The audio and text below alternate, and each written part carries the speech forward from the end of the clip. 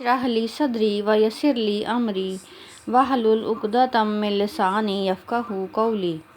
اللہم صلی علی محمد وعلی آل محمد کما صلیت علی ابراہیم وعلی آل ابراہیم انک حمید مجید۔ اللہم بارک علی محمد وعلی آل محمد کما بارکت علی ابراہیم وعلی آل ابراہیم انک حمید مجید۔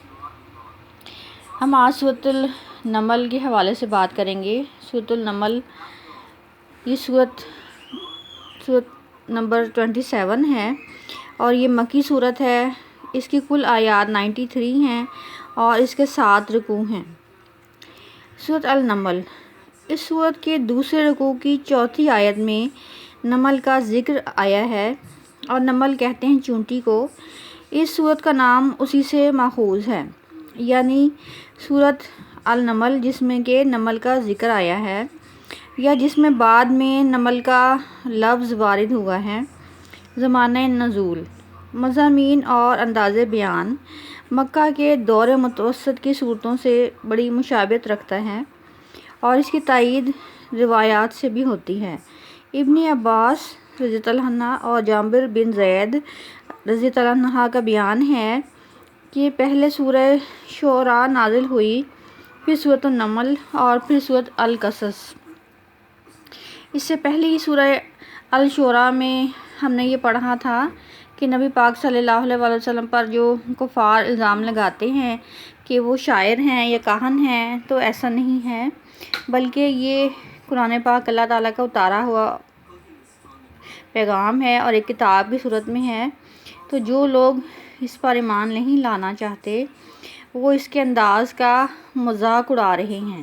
ان کا مطالبہ یہ ہے کہ قرآن پاک انہیں جس چیز سے ڈرا رہا ہے، جب تک وہ اسے دیکھ نہ لیں گے تب اس پر ایمان لائیں گے، اور اللہ تعالیٰ یہ چاہتا ہے کہ وہ عذاب کو دعوت دینے کی بجائے رسول اور اس کے جھٹلانے والوں کو کہے کہ وہ تاریخ سے سبق حاصل کر لیں۔ اس صورت میں یہ واضح فرمایا گیا ہے کہ اس کتاب کو اللہ تعالیٰ نے ہدایت اور بشارت کا ذریعہ بنا کر بھیجا ہے، لیکن اس پر ایمان وہی لائیں گے جن کے دل کے اندر آخرت کا خوف ہے، اور جو لوگ اس دنیا سے عیش و آرام چاہتے ہیں اور اپنے مشاغل کو نہیں چھوڑنا چاہتے، تو ان کے اعمال ان کی نگاہوں میں رچ بس گئے ہیں اور اب کوئی تلقین ان پر کام نہیں کر سکتی۔ سورۃ نمل کی بنیاد صفات علیم اور حکیم کا اتارا ہوا قرآن پاک ہے، تو جو کوئی چاہے کہ وہ علم اور حکمت کو اپنا لے تو اسے نبیوں پر بھروسہ رکھنا چاہیے تاکہ وہ اپنے اچھے انجام سے ہمکنار ہو جائے۔ اس میں مکالب کا تجزیہ کیا گیا ہے آیت نمبر 1 to 6 تک، کہ یہ سورہ کی تمہید ہے جو سورہ البقرہ کی تمہید سے ملتی جلتی ہے۔ اس میں فرمایا گیا ہے کہ یہ قرآن بجائے خود نہایت واضح اور عقل اور دلیل کو اپیل کرنے والی ایک کتاب ہے، لیکن جو لوگ آخرت کو نہیں ماننا چاہتے وہ اس پر ایمان نہیں لائیں گے۔ جس دلچسپی میں کھوئے ہوئے ہیں یہ لوگ، شیطان نے ان کی نگاہوں میں اس طرح سے وہ چیزیں دلکش بنا دی ہیں کہ اب وہ ان کے پیچھے اندھے ہو چکے ہیں اور اسی میں بھٹکتے رہیں گے۔ پھر آیات 7 سے لے کر 14 میں یہ فرمایا گیا ہے کہ حضرت موسیٰ علیہ السلام کی نشانیاں اور بعثت کا ذکر۔ نشانیاں دیکھنے کے بعد بھی جھٹلانے والوں کا انجام کیا ہوا کہ اللہ تعالیٰ نے موسیٰ علیہ السلام کو نہایت واضح 9 نشانیوں کے ساتھ رسول بنا کر بھیجا، لیکن خدائی نشانیاں دیکھنے کے بعد بھی لوگوں نے موسیٰ علیہ السلام کی رسالت کو تسلیم نہ کیا اور بالآخر وہ ہلاک کر دیے گئے۔ پھر آیات 15 سے لے کر 44 تک اللہ تعالیٰ کے صالح بندوں کا ذکر ہے کہ اللہ تعالیٰ کی نعمتیں ان کو اندھا نہیں بناتی بلکہ وہ اللہ تعالیٰ کے شکر گزار بنتے ہیں۔ حضرت داؤد علیہ السلام اور حضرت سلیمان علیہ السلام پر اللہ تعالیٰ کے جو انعامات ہوئے تھے، ان میں سے بعض کا حوالہ واضح ہوتا ہے کہ اللہ تعالیٰ نعمت و جان اور حکمت و دانش میں ہے۔ وہ جو کچھ ان کو بخشا وہ کسی کو نہیں بخشا۔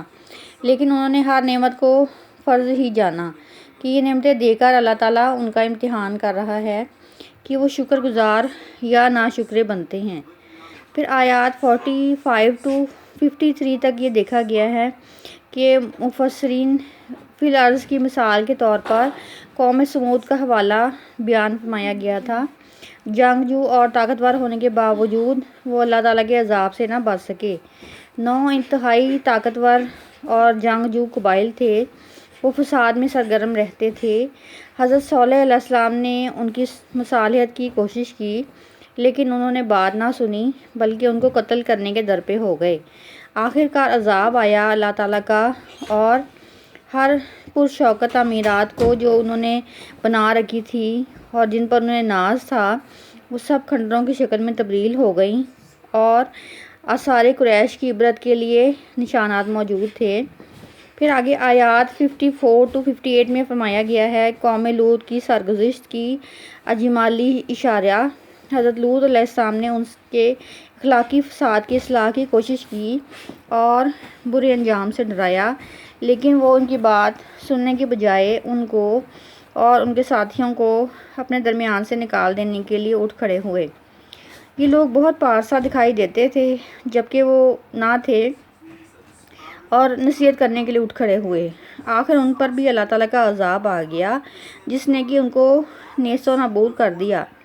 پھر آگے آیات 59 to 68 میں فرمایا گیا ہے کہ اس کائنات میں موجود چیزوں کے خالق کے بارے میں سوال کہ جب سب چیزوں کا خالق اللہ تعالیٰ ہے تو اللہ تعالیٰ کے ساتھ شریک کیوں ٹھہراتے ہو؟ ان بتوں کی پرستش کیوں کرتے ہو؟ ان بتوں کی پرستش کے بل پر اللہ اور اس کے رسول سے لڑنے کے لیے کیوں اٹھ کھڑے ہوئے ہو؟ آخر میں اس بات کا تذکرہ کیا گیا کہ جہاں تک شرک کا تعلق ہے ان کے حق میں نہ تو کوئی دلیل ہے، لیکن آخرت کے معاملے میں یہ سخت تضاد اور فکر میں مبتلا ہیں۔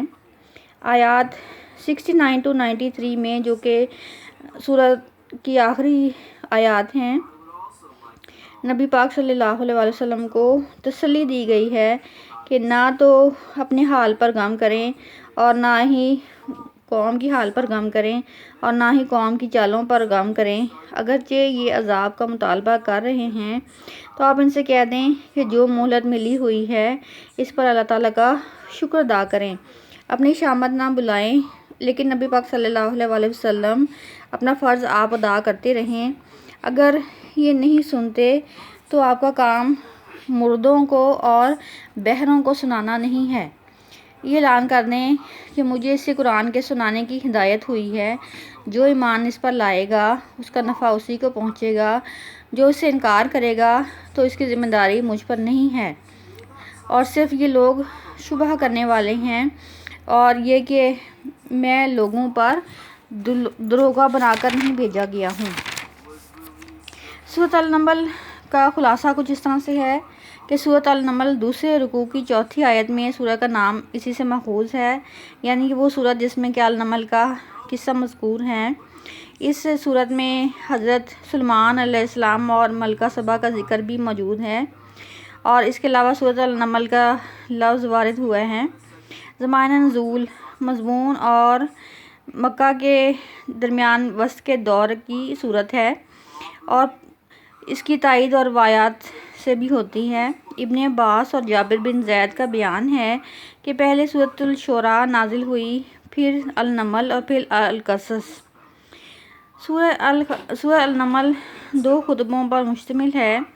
پہلا خطبہ آغاز سورت سے چوتھے رکوع کے خاتمے تک ہے، اور دوسرا خطبہ 5ویں رکوع کی ابتدا سے سورہ کے اختتام تک ہے۔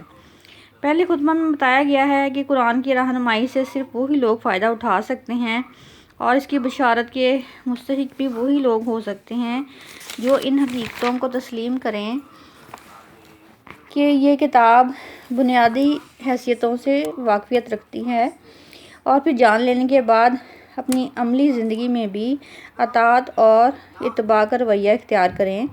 اس راہ میں آنے اور چلنے سے جو چیز سب سے زیادہ اہمیت رکھتی ہے وہ انکار آخرت ہے، کیونکہ یہ آدمی کو غیر ذمہ دار اور دنیا کی طرف راغب بنا دیتی ہے۔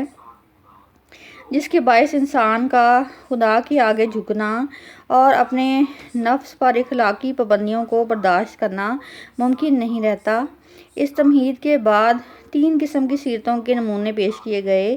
ایک نمونہ یہ کہ فرعون اور سرداران قوم سمود اور قوم لوط کا نشان ہے کہ جس کی سیرت فکر آخرت سے بے نیازی تھی اور وہ نفس کی بندگی میں لگے ہوئے تھے۔